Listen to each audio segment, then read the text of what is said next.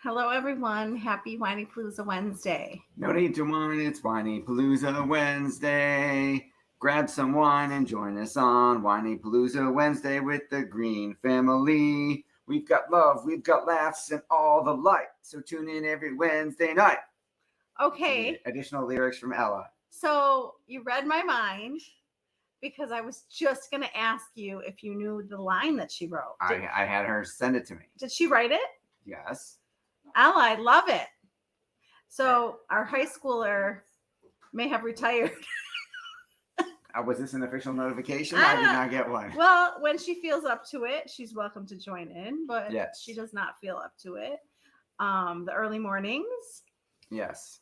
might be part of it. It could be. I would say by 9 o'clock, Ella's probably toast. That could be.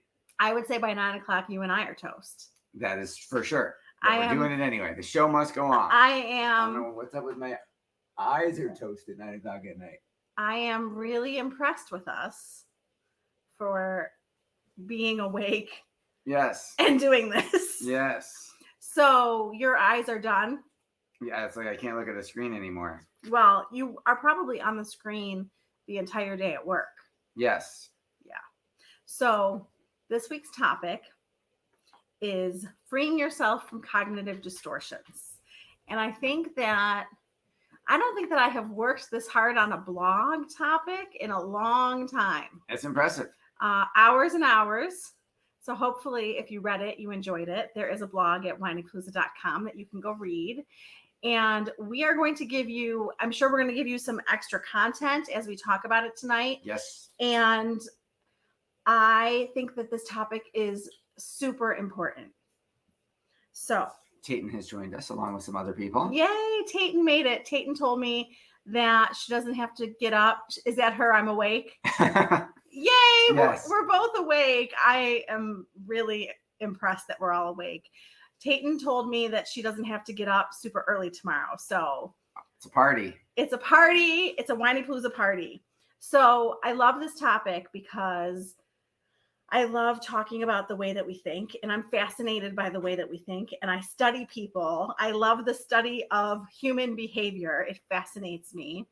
Max is talking about AP Bio, and my eyes are glazing over. But if you want to talk about psychology with me, I'll talk to you all day. See, he needs to take AP Psych. He needs to take AP. Why don't you switch AP Bio for AP Psych? Not how it works. What do you think? They even offer AP Psych. Okay, they do. Oh, I didn't know this. Weigh in. Should Max drop AP Bio and switch it for AP Psychology? It has no context. AP Bio gets a huge thumbs down from his mother so Don't far. say that on the line. Okay, let's not say that on the live. Take it back. I'm not saying that. I give him a lot of credit. Anyways, back to the topic. Cognitive distortions. You're having some distortions right now. I'm having some distortions about AP Bio. For sure. Lots of them. So I tell my family not to make fun of me. They love to make fun of me. It's one of their favorite things to do, whatever. Okay, that's an exaggeration. Well, let me finish my sentence. Sorry. So what I was going to say is that I tell my family not to make fun of me, but I'm giving Seth permission. Oh. This is the topic where you can make fun of me all you want and all the crazy thinking that your wife does and all the distortions and all the things where I go off to left field. Tonight is the night, Seth. You can make fun of me. Oh, man, you didn't prep me. I would have been ready for this. I was so excited to tell you this. Wow. It's live television. I did not know this was happening. What is she saying? Give me an example. Lily's ready. My kid's favorite thing to say to me to make fun of me is give me an example, because they say that when they talk to me, I'm always like, tell me an example. So what is a cognitive distortion? It's a negative way of thinking. They're negative patterns. They're exaggerated. They're irrational. Not how we want to think. We want healthy thoughts. We don't want irrational, exaggerated, negative thoughts. So I'm going to give you examples of things that I do. Seth can give you examples of things that he does. If you think of anything, jump in. But let's start with black and white thinking, because all or nothing thinking is black or white and white thinking. Why are you looking at me like that? Because those just logical fallacies. Okay. That could be another way of saying cognitive distortion. Okay. So Oh, yeah. when I met Seth, Yep, I'm guilty of this one. I would say that Seth is, and I'm going to tell you what I'm the most guilty of because I'm guilty of a lot of them. This one, not so much. When I met Seth, the biggest thing that I noticed with him is he had this all or nothing thinking. Yes, very black and white. And everything felt like it was black and white when you were talking to him. And I said, Seth, the world is gray. There's lots of shades of gray. And he would like refuse. And he would be like, the very rigid. The world is not gray. And then we started to make a joke that the world is full of shades of pink. Yes, because you see the world through pink tinted glasses. So the joke that Seth and I have had for almost 20 years now is that the world is pink. Yes. In an effort to help him with his black and white thinking. Do you feel like you have made progress? I have loosened up a lot, yes. Do you agree? You can make fun of me for that. Do you agree? We're going to make fun of each other. This is going to be fun. All right. Do you agree that when I met you, there was a lot of black and white thinking? I was all black and white. Okay, so you had your work cut out for you. So my son is right next to us, probably listening to this. He's very, very perfectionistic. Okay, and one of the examples of black and white thinking is, if you don't get an A on something, you're a failure. That's like a way of black and white thinking. We're not saying he thinks like that. No. Or for me to say something extreme to Seth, like, you never listen. Right. You never listen to me. Do you have any personal examples considering you're guilty of this one? Well, I don't like the never, always, the this is it extreme, unless it's positive. Like, I will always love you, but the you always do, you never remember to take out the garbage. And I used to argue with you and say, I can remember at least one time in 20 years that I remember to take out the garbage. And that wouldn't go. You help always me remember. at all. You always remember to take out the garbage. Is that just an example that you thought I made of? it up. Yes. I'm like, you always take out the garbage. Yes, but I had an example earlier today of someone saying, well, if I start another business and I fail, then it proves I'm a failure and my first business was a fluke, Oh. and I didn't really succeed. Wow. Well, and we worked on that. And the interesting thing that I have read is that the people who are huge successes failed a lot to get there. Yes. So that has helped me. Babe Ruth was also the strikeout king in addition to the home run king. Okay. Well, everything is going to kind of meld together, but the next one is overgeneralization. I guess I'm guilty. Yes. Maybe a little bit. I haven't really said this, but like an example would be if my dinner didn't turn out and I said I'm a terrible cook, or, Right. When burnt dinner does not make you a bad cook. Right, but that's just an example. Yeah, I'm trying to think of an example that I have said. You had an issue when you bumped the car and you were like, oh, I'm a terrible driver. Like, if I do anything wrong, okay, so this is perfect because I strive to be a perfect driver. I want to drive.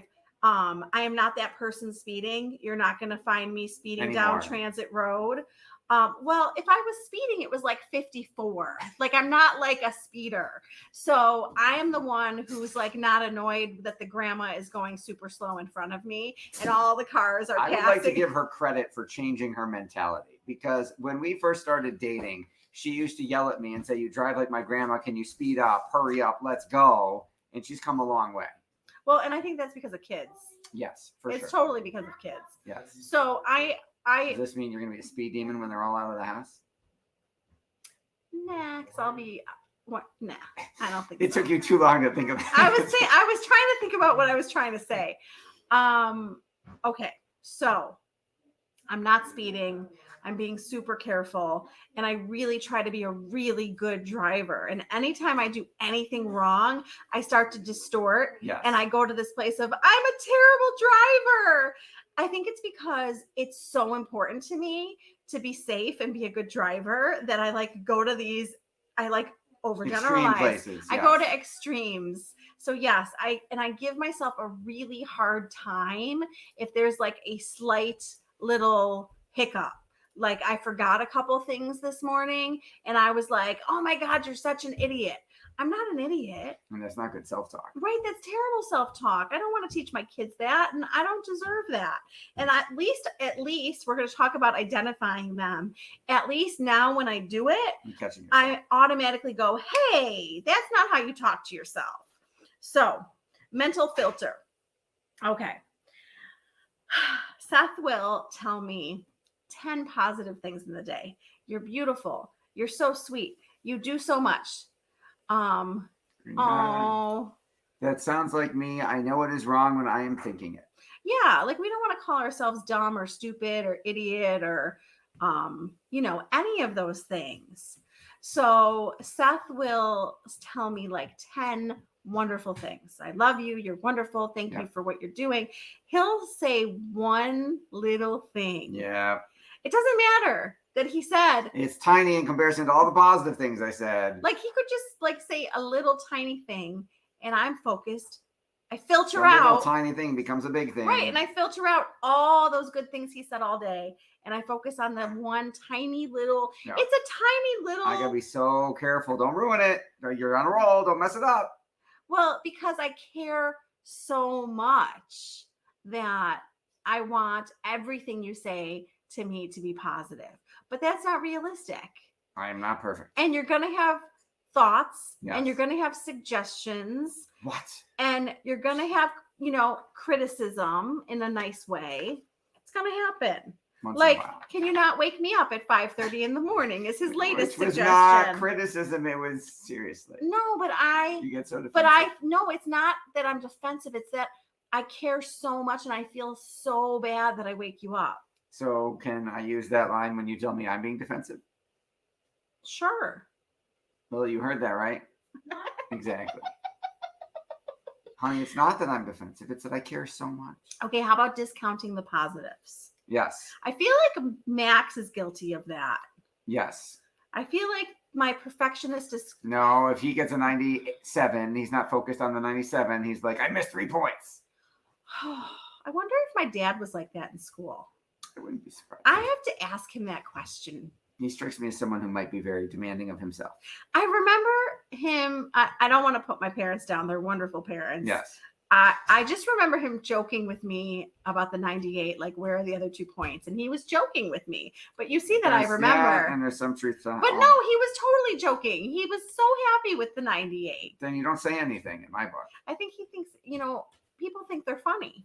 You tell me, okay, that's a whole separate people. There's a cognitive distortion. Me thinking I'm funny and her being hurt by what I said. I mean, we tend to, like, people can give us like a bunch of compliments and we're like, we think it's all luck and whatever. No, give yourself some credit. Count the positives in our life. I feel like you've gotten better with that one. Yes. You agree? I do. Oh my God. This is me. This is all me. Jumping to conclusions, mind reading, fortune telling. Okay. So before we talk about that, I think in our marriage, we have made so much progress with this. We're not talking about necessarily distortions. We're talking about the fact that we have realized that we can't read each other's minds. Yes. And we have to be clear and specific. I never thought I could read your mind, but you thought I could. Well, because sometimes you can, so it throws me off. Because, so I should never do it successfully. No, because you say stuff that I was going to say that you knew I was going to say.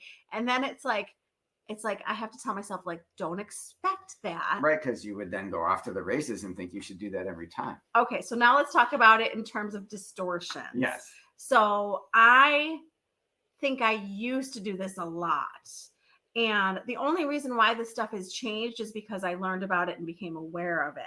Because, someone doesn't text you back. Oh my gosh, did I do something? Are they mad at me? If you don't text her back right away, she's like, I think someone's mad at me. I'm like, No, why? Because they haven't replied. No, they didn't tell me they got their text. It's been 3 hours. I'm like, so. That is old. Now, right, I'm saying. Now I know that we're all busy and they'll get back to me when they can. Right? Okay. Okay. Well, your parents texting back days later. Right. I was going to say. I don't think they're mad at me. I think they suck at texting. That's a whole different conversation. Well, and like that's a whole nother thing. Like, should I just call his parents because they don't seem to like texting? We need to work on the grandparents texting etiquette. What? Because you're so used to texting people like this, and some Yeah. other people text Yeah. you. People I text had an at issue with the different client speeds. today where I texted her to get a LinkedIn code yesterday, and she said, "Don't text me. I'm not a teenager. Call me and ask me for it, and I'll read it to you." I was like, seriously? A lot of people would much rather you call them than text them, and you have to be okay with that. Right. And there are people who would rather get a text message for 2 seconds. I mean, I'll tell you, my mother was probably like, "Why is she calling me today?" Because she would. Is something wrong? Why are you calling me? She didn't say that, but I'm sure she was like, she usually texts me. Why is she calling me? So fortune telling is you're predicting. I said to Lily today, wait to find out tomorrow before you get upset. Seth always says to me, you don't know anything yet. We predict that something bad is going to happen, but we don't know anything. Right. You do not do this stuff. I do not. Not that one. I do. Yes. But I've gotten better. You have. I'm a work in progress, as we all are. Yes. Okay, magnification or minimization. I'm guilty of this one. Oh my gosh. Okay, so give me your example. Well, you don't like it if I minimize your feelings. Oh, I do not. I gotta work. I've been working on that. I don't really feel like you do that a lot. I've gotten a lot better, so that's good that you're not upset about it actively. That means I improved. But I think that you're uncomfortable with my feelings, which is why you do that. It's interesting. I never thought about why I did it. I knew it why. was pointed out to me that I was doing it. I knew why. But you didn't tell me. That would have been helpful. See, you were expecting me to read your mind about my mind and figure it out and just take care of it for you. So you make a bigger deal of things than they really are, or you make things smaller than they really are. Yeah. So like I'm trying to think of an example. You do the maximization part. Yeah, I do the Magnification. I mean, I have a little one and I have a big one that I do. The little one that I do, which I have improved immensely on, is I used to spill something and get so upset. Like, what a mess. Like, so upset with myself for making such a big mess that I now have to clean up. To the point that Seth would be like, just go and I'll clean it up. This isn't a big deal. Oh, but I was minimizing your big feeling right there. No, but your calmness. Yes. Okay, I chose Seth for so many reasons. One of which is his calmness. And I spill something all over the floor, glass, breaks everywhere, liquid everywhere. And he's calm as a cucumber. And I'm like, is this really a big deal? It's a pain in the ass and I don't want to clean it up. And if I'm in a hurry, then it's a really big pain in the ass. And the pets, I worry about the pets and the glass, but really not a big deal. You just clean it up. And Seth taught me that. Thank you, honey. And I've gotten better at that. Much better. And I'm trying to teach my kids. My kids, they've gotten better. Yes. But they do spill stuff a lot. All over the place. They do. Water all over the place. They have their water glasses all over the island. Always on the edge. And it's always on the edge and it goes everywhere. Okay. So what do I do? That's like a little example. Yes. A bigger example is like the physical stuff. You know, like something will hurt. Ah. And I'll be like, oh no. Yes, she goes to the what if there's something wrong with me place. My head hurts. Oh my God, what if there's something wrong with me? I'm like, did you drink enough water? Did you eat enough? Did you get any sleep? No. You're right. It's probably a brain tumor. Hey. Or you can just have a cup of water. I do not think that. You're right. You never use the words like that. You just say, what if there's something wrong? I wish I could think of it like an actual, it wasn't like a headache. It was like something else. I wish I could give them an actual example. But something hurt and I went off to the races. Yes. And I was like, oh my God, what if something's wrong? And Seth is always like, here we go. But yes. Oh, I don't go on Google. No, Google would be a big problem. No. I would not let her on Google. I do not go on Google. Because then we'll just feed the neuroses. No, I just tell myself calmly that everything is okay. And he helps because he's like, oh God. And I'm like, see, he knows you're being ridiculous. You're being ridiculous. So cut it out. But it's such a distortion. I can't say that you're being ridiculous because then I'm minimizing your feelings. No, but you being like, oh God. Like every time. Is it that obvious? Yes! I gotta hide it better. Yes. Every time I say something like that, you're like, oh my God. Well, now the kids are used to it, which is really, which is bigger deal. Like when they're like, here you go, Mom. What are you talking about? You The did it the other kids? day. And I you're like, what if there's something wrong? And What I was I forget what it was. complaining What- about? it was physical. Something hurt. I don't know. And anyway, never mind.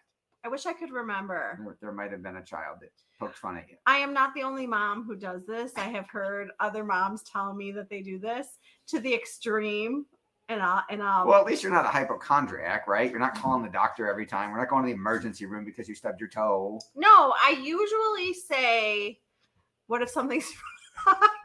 And then I look at your face and I'm like, stop being a schmuck. You're fine. Like, cut it out. And yeah. Can't go that way, Tanner. Tanner, back up. Okay. Sorry. Emotional- Yeah, going the long way. Let's move to emotional reasoning. You're reasoning with yourself to feel negative. Okay, explain this one. What do you mean by this to me? Are Tanner, you trying to move the dog? I'm trying to let the dog get through. We have too much equipment in the way. You Okay. keep going. Explain. Okay, so an example is I feel stupid, therefore I am stupid. Ah. So you have a feeling. So you think, okay, can you stop making so much noise?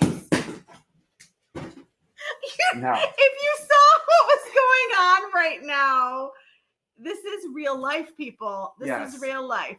The golden retriever trying to get through all the cords. What a setup. Focus. Okay, you have a Mommy's feeling. coming back. You have a feeling. Yeah, I'm having some It's a feelings right negative now. feeling. They're negative. And therefore you think it's real. Okay. I don't think either of us do this, but I do know people who do this. Okay. So what do you mean by a negative feeling that's real?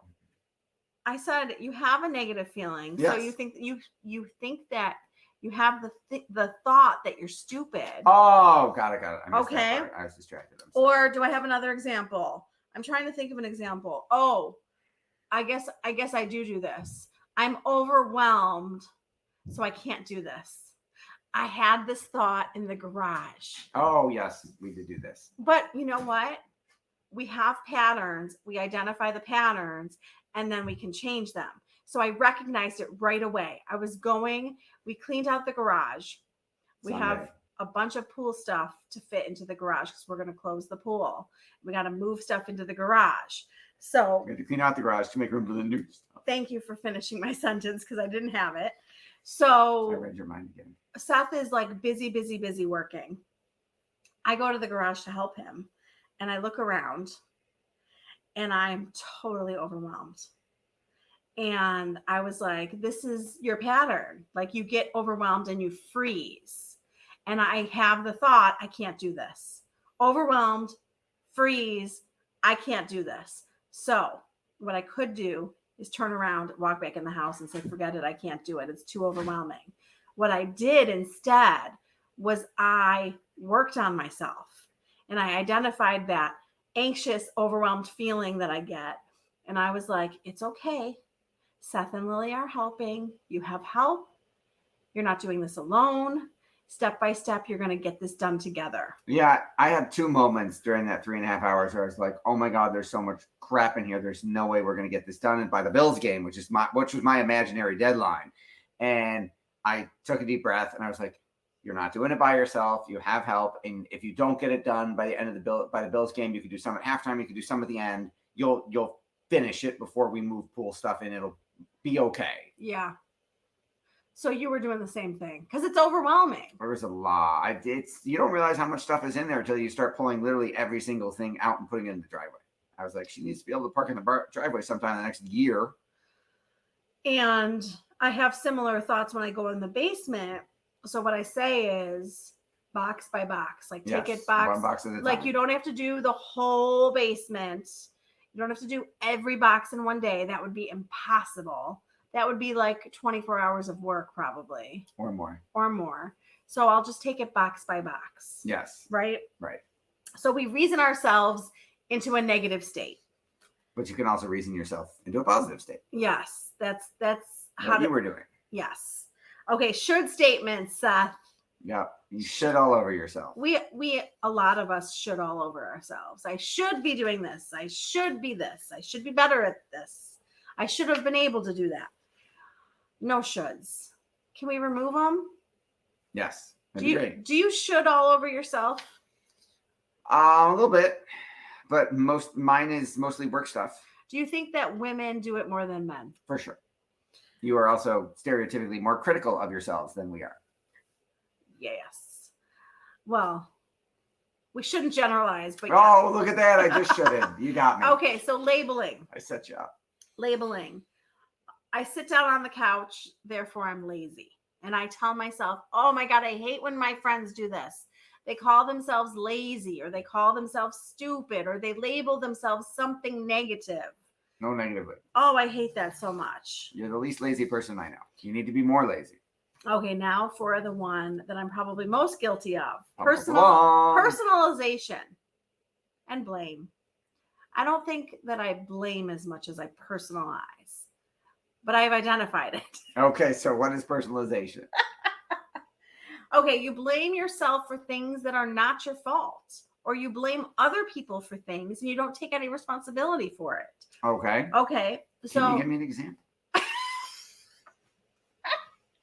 Oh, I have the perfect example that I used to do with you all the time. And it took me a long time to catch on to this pattern. You would come home from work in a bad mood, and I would take it so personally. Yes. And I would be like, what did I do? And why is he in such a bad mood? And I would totally personalize it. And after about 50 times, I come home in a bad mood that no, often. No. First of all, it's been 20 years. Okay, fair enough. Okay, so 5 times 20 is 100. Oh, wait. So let's say 5 times a year. Yeah. Times 20. Okay. Yes, I am sure that in 240 work days, I have 2% that might not go so. Okay, so if it's been 100 days in 20 years. Yep. And if it took me about 50 times. Okay. All right. So I'm right. You are statistically valid. I am statistically valid. It took me about 50 times. So it took me about 10 years with you. I'm going to give you more credit than that. No. That's okay. I think it took me about 50 times, really. Okay. I would personalize it and be like, what? Why is he acting like this? And I finally caught on that it had nothing to do with me. And it was about stuff that happened at work that he didn't leave at work. Yes. That he brought home with him. Sorry about that. So I personalized it. You did. You know, or like when I blame you for something and I don't take any responsibility for it. I don't do that a lot. I usually know we both have, you know. You're talking about that kind of stuff. We usually both have a part in something. It's usually not one of our faults. Is one of your cognitive distortions on that list blaming me for something that is not my fault? Yes. That's good. I think moving your stuff. So here's the problem we have here. When your husband moves your stuff. Oh my God. For years. 8 times out of 10, I don't move it. Okay. So if he moves your stuff. In the past. Then you think when you can't find something that it's his fault, and then he moved it and didn't tell you and you can't find it. Okay. So then I feel terrible if I find it and realize I'm the person who moved it. Yes, it's a conspiracy. Or I moved it somewhere that I thought was a better place for it. And I don't remember. But I can't find it. Because, you know, we don't want the surfaces to be a mess. So we move things into organized places. But the mess makes it easy to find. I think you got a few distortions in that sentence, but I'm not touching them. I'd like to stay married. Oh boy. So anything from we didn't talk about catastrophizing. I didn't write about catastrophizing. And then I realized I didn't write about it and I didn't feel like going back and adding it. Is that making everything a catastrophe? Yeah, like you take okay, so like you stub your toe and you think you broke your toe. You know, like you make things you make little molehills mountains. Yes. Okay. So we're going to address these and we're going to identify them. So journaling is amazing. Start to write down what you're noticing yourself doing. What patterns are you noticing? Have some compassion for yourself. Be nice to yourself. Be nice to yourself. I will tell you a million times on these vlogs that we are so kind and understanding of everyone in our lives. Oh, you forgot something? It's no big deal. We would tell someone, if someone forgot something, we would be like, oh, that's okay. But if we forget something, how hard are we on ourselves? I forgot my Krav bag yesterday. You did? I did. I realized it when I got in my car at work to go. I was like, I could run home and get it. I'm like, no, I'm going to miss like 15, 20 minutes. I'll just go. It's a Tuesday. I didn't need pads. And I borrowed somebody else's knife for the knife trail. It's like, it'll be all right. I'll travel light today. You know that you could text me. I wasn't going to make you run it to me when you were about to leave with like Lily 20 minutes later. I wasn't going to say grab it and meet me at Krav. I wouldn't do that. You drive enough. I totally would have. If it had been a Thursday, I would have had to come home because I would have needed pads to spar. But I forgot something and I was like, oh, crap. And that lasted about 30 seconds. Okay. Well, I am giving you permission I'm not giving you more work to do. that if you forget something, you can tell me. No, because then you'll fix it. I didn't want you to fix it. I had time to fix I wasn't it. giving you more work to do. I had time to fix it. Who's on the podcast Friday? I'm not done with my Oh, stuff. give me some more stuff then. I am so not done, but I will Alright. try really hard to wrap this up. No, it's okay. I Okay. was confused. Thinking in terms of shades of gray. Yes. Okay. We're going to move from black and white to shades of gray. Yes. We're going to ask people. We're going to survey people. You think you're a bad mom? What do other people think of you? Start asking questions to challenge your distortion, because other people are not thinking of you the way that you're thinking of yourself. Yes, you are harder on yourself than other people. And we're going to look for evidence. So if you think you're stupid, I bet you there is no evidence to that. There's probably evidence that you're pretty smart. You could find evidence that you're the opposite of stupid. And guess what? What you look for, you will find. So let's look for things to challenge the distortions instead of looking for things to make the distortions real. Right? Yes, we're going to look for things that make us feel good and help us. I love this one. Focus on solving the problem versus who's to blame for the problem. So we can get stuck on whose fault it is It's my fault. or what you did. I mean, like, think about even when you and I are fighting. It's like, okay, who cares who did what? I did it. This is the issue. How are we going to solve it? I'm going to buy the right tickets. We're going to focus on what the problem is versus the fact that's versus we're not going to focus on the fact that Seth bought the wrong tickets. Right. We're going to focus on the fact that it happened. It's over. Now, how are we going to solve it? Yes. You're good at that. You are yes. so good at solving problems. Yes. Sometimes that annoys you because I just want to solve the problem and you aren't done talking So about if it. I'm perseverating on the issue, you are welcome to say to me, why don't we move to solving it?